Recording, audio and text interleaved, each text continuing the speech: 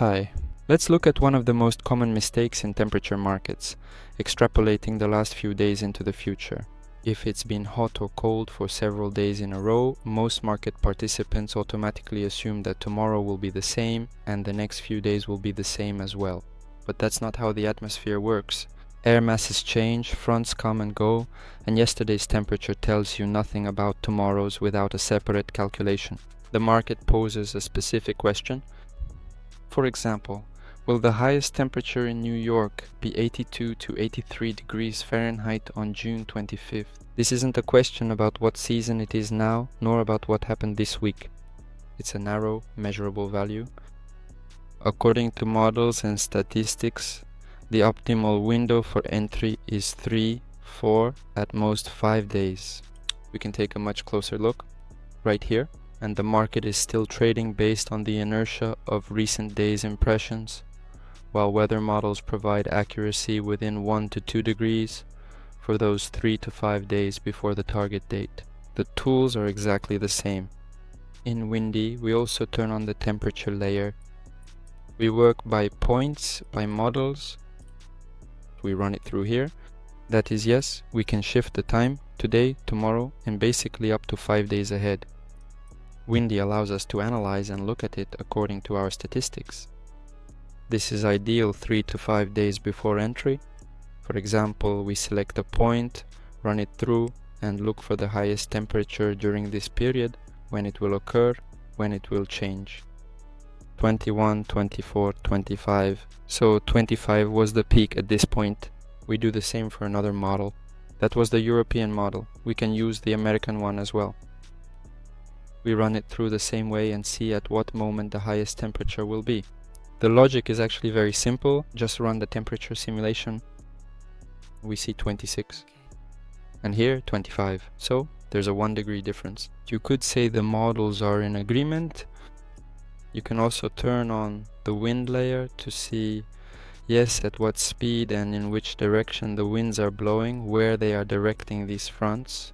You can check the temperature of this front, also see where the wind is carrying it, at what speed it's moving, calculate the distance, and figure out how long it will take for a particular temperature to reach our location.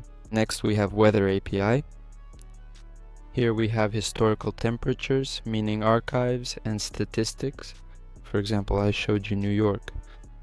On June 25th, the maximum recorded by this tool was 86 degrees Fahrenheit. There's also AccuWeather. It's also a fairly accurate and very important tool.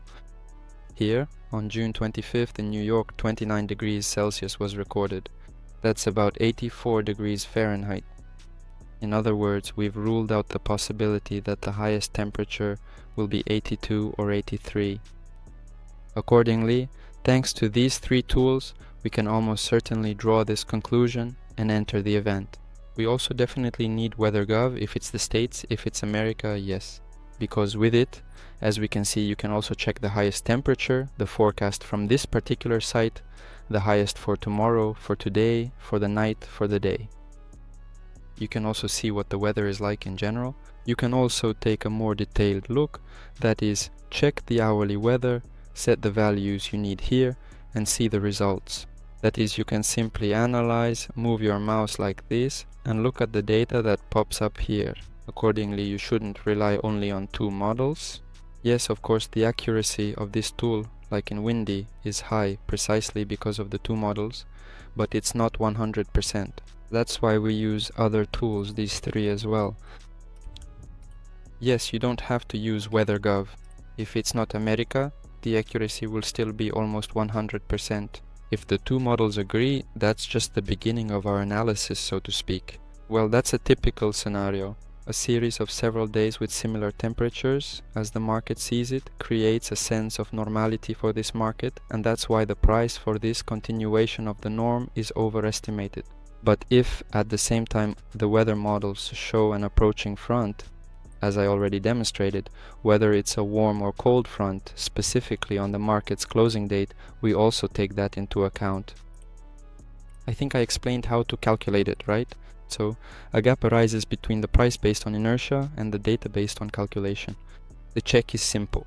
You just need to calculate which front will arrive where and in how much time. If it arrives at the moment the market closes, right at the time we need, or close to it, then accordingly draw your conclusion about which front will arrive there.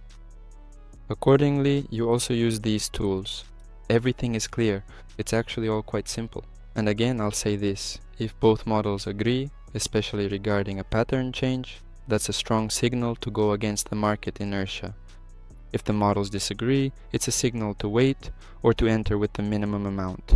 Also, it's important, I'll remind you again, make sure that the threshold is tied specifically to that hour or that station. Yes, to the airport or the exact station specified in the market resolution conditions, not to the general feeling for the whole day and not to the citywide average. And always keep an eye on liquidity. If the market is shallow, a large entry can move the price against you. Well, in conclusion, I'll share a general principle. The longer the series of similar days in a row before the market closes, the more the market tends to overestimate its continuation, and the greater the potential gap if the data indicates a change in pattern. This is not a one-off anomaly, it's a systematic cognitive bias that can be found in any temperature market, anywhere. Subscribe so you don't miss out on patterns like these. Bye.